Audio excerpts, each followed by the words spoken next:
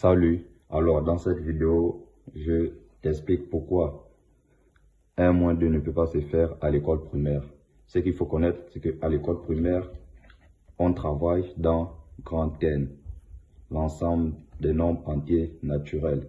Et dans l'ensemble des nombres entiers naturels, l'enseignant nous explique que si par exemple, tu as une voiture, dans une voiture, tu ne peux pas enlever 2.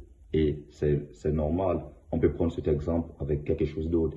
Si tu as 2 euros, avec 2 euros, tu ne peux pas enlever 10 euros. Tu ne peux pas enlever ce que tu n'as pas. Au primaire, on part exactement dans ce principe, qu'on ne peut pas enlever ce qu'on n'a pas.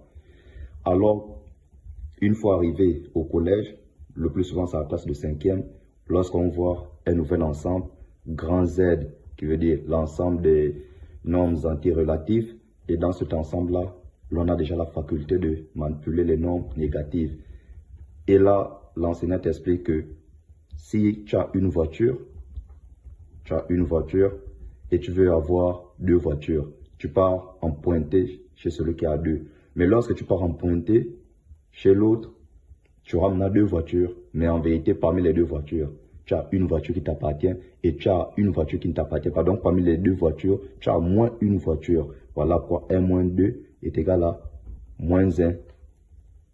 Là, c'est expliqué de manière simple.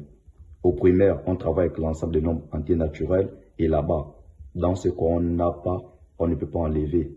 On fonctionne exactement comme ça. Si tu as rien que 2 gâteaux au primaire, tu ne peux pas enlever 4 gâteaux. Ça ne se fait pas. Alors qu'une fois arrivé au collège, quand tu vois ce nouvel ensemble grand Z, l'ensemble des entiers relatifs, on te rapprend que tu peux enlever ce que tu n'as pas en allant en pointé. Mais lorsque tu pars en pointé, si tu fais exemple 2 moins 4, lorsque tu pars en pointé, tu vas avoir 4. Tu pars en pointé pour avoir maintenant 4 ici, là, dans tes 2.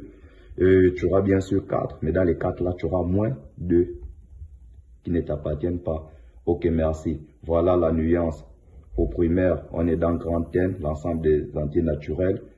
Et au collège, on voit un nouvel ensemble, grand Z, l'ensemble des entiers relatifs.